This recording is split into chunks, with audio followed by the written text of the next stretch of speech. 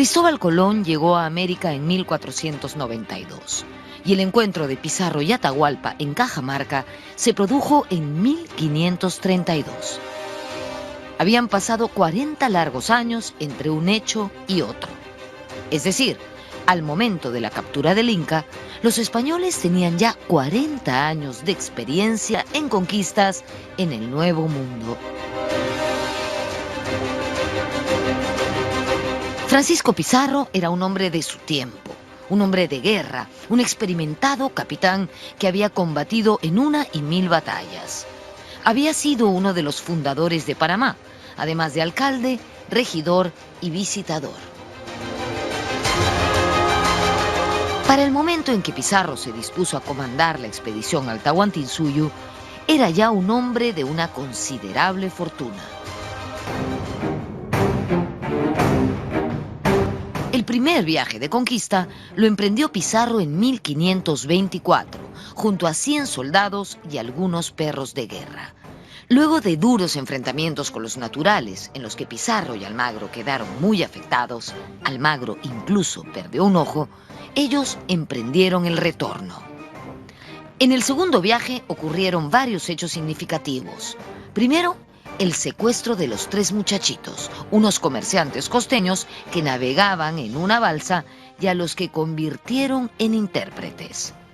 Luego, el famoso episodio de la Isla del Gallo, donde en un momento de crisis en el que toda la tropa quería desertar, Pizarro trazó una línea en el suelo para que los soldados decidieran quiénes lo acompañarían. Solo fueron 13, los 13 de la fama. Los 13 de la Isla del Gallo. En el Tahuantinsuyo, Huayna Cápac era el soberano y gobernaba desde Quito. En ese momento recibió noticias del segundo viaje de los españoles. Pizarro había desembarcado en Tumbes, luego había vuelto a su embarcación bajando por la costa hasta avisorar Chan Chan. Allí tomó la decisión de retornar a España para armar una expedición en toda regla. El Incario era demasiado imponente para las fuerzas que disponía entonces. Luego enfermó Huayna Cápac y su sucesor ya designado. Comenzaban a llegar las epidemias.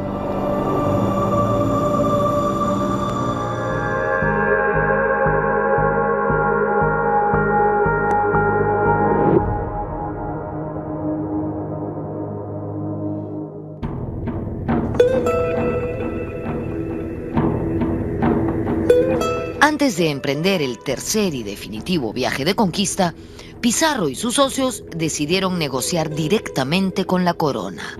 Fue así que se firmó la capitulación de Toledo.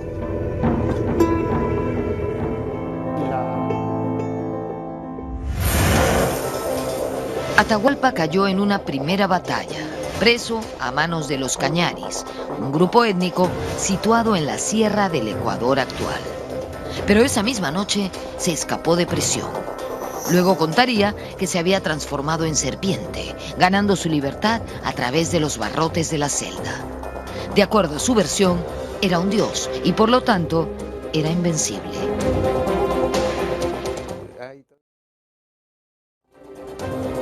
Atahualpa logró remontar la muy cruenta guerra civil entre los incas y obtuvo una esforzada victoria. Huáscar había entregado el mando a varios generales que fueron vencidos, hasta que él mismo tomó la dirección de la guerra y el resultado fue aún peor para su causa, pues fue hecho prisionero. Estábamos ya en el fatídico año de 1532. Estando en Cajamarca, Atahualpa fue alertado de la reaparición de los hombres barbudos que cruzaban el mar. Decidió detener su marcha triunfal al Cusco y recibir a los extranjeros que tanto habían intrigado a su padre. El Cusco estaba capturado por el general Quisquis, leal a Atahualpa, quien había desatado una feroz represión sobre el sector de la aristocracia cusqueña, fiel al Inca derrotado. En el tercer viaje de conquista, los españoles encontraron que la tierra estaba desolada por la guerra civil entre los incas y ya no percibieron ni el orden ni la amabilidad que encontraron durante el viaje anterior.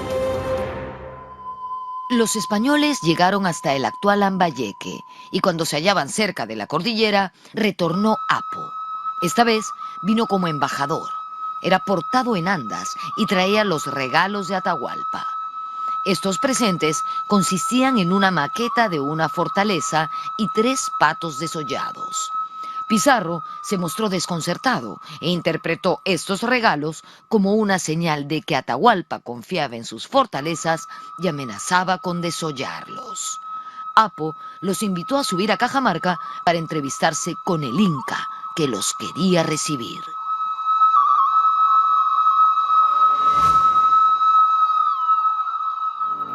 Para apropiarse de los caballos, los incas dejaron entrar a los europeos y no los acabaron en cualquiera de los pasos de la cordillera. No les temían. Atahualpa se sentía hijo del sol y en tanto Dios personificado, pensaba que su majestad sometería a cualquier mortal. Vivía un momento particular de su vida, porque estaba exaltado por su victoria sobre Huáscar y no tomó precauciones, sino que enfrentó los acontecimientos poseído por una fe ciega en su magnificencia.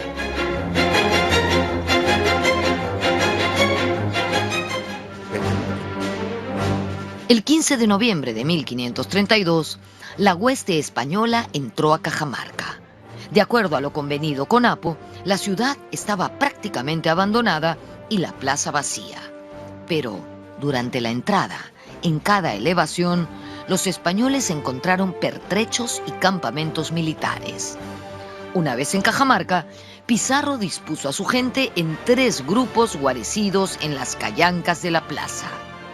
En la más espaciosa ubicó a la caballería, al mando de su hermano Hernando Pizarro y de otro Hernando, apellidado de Soto. La infantería estaba con él en otra callanca de la plaza. Luego envió una misión al mando de los 2 Hernandos para entrevistarse con Atahualpa e invitarlo a venir a conversar a la plaza. Los jinetes viajaron a los baños del Inca, donde Atahualpa tenía su campamento real. Allí los recibió sentado en una alfombra. Los indios colocaron una cortina entre él y los españoles. El Inca permaneció con la cabeza mirando al suelo, no les dirigió ni una mirada. De Soto intentó asustar a Atahualpa, haciendo unas cabriolas con su caballo, pero el Inca ni se inmutó. Quien resultó sorprendido fue el propio De Soto.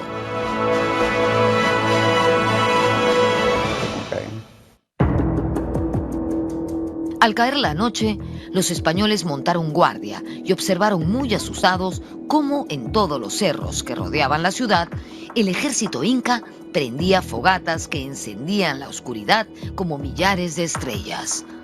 Según un cronista, esa noche, la víspera, los hombres se orinaban de miedo en los pantalones. Todos sintieron los síntomas del terror. En la mañana del sábado 16 de noviembre de 1532, el día final, Atahualpa inició ritos que fueron seguidos por el ejército. Eran cantos rítmicos incesantes, acompañados por coreografías en el sitio, sin desplazarse. Después del mediodía, los españoles se desesperaron y enviaron a uno de ellos a pie a apurar al Inca. Llegó hasta el campamento de Atahualpa, pero los indios no le prestaron mayor atención y continuaron con su ceremonia. Hacia las 3 de la tarde, el Inca inició su marcha hacia Cajamarca. Ingresó a la plaza de armas en andas, cargado por miembros del grupo étnico de Lucanas, quienes tenían en gran honra ser los porteadores del soberano. También en andas, aunque detrás, se hallaba el señor del Chinchaysuyu, quien pereció más tarde ese mismo día. Delante del anda de Atahualpa iban unos indios que recogían todo guijarro del camino para que el Inca marchase sobre suelo parejo sin incomodidades. Detrás de Atahualpa iban los músicos y una enorme comparsa que marchaba rítmicamente. No entró a la plaza ningún guerrero inca, todos quedaron fuera. El Inca entró de ese modo porque iba a conversar con los españoles e invitarlos a pasarse a su bando. Seguramente estaban muertos de miedo por las amenazas que habían podido percibir.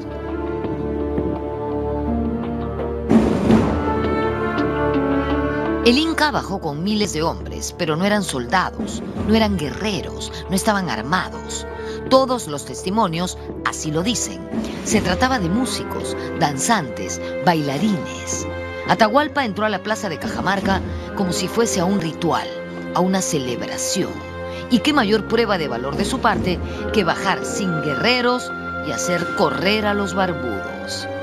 Atahualpa ingresó a un baile ritual, a una ceremonia del poder, creyendo que una banda de infelices no podría hacerle daño. Cuando Atahualpa llegó a la plaza, se sorprendió al encontrarla vacía. ¡Santiago!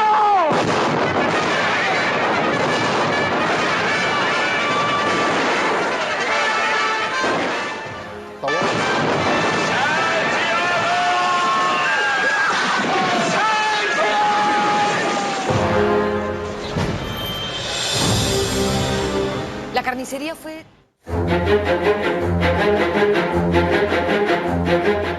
En el momento de la captura, un español perdió la compostura y trató de asesinar a Atahualpa atravesándolo con una lanza. Francisco Pizarro se interpuso y cogió la lanza con su mano. Esa fue la única sangre española que corrió aquel día.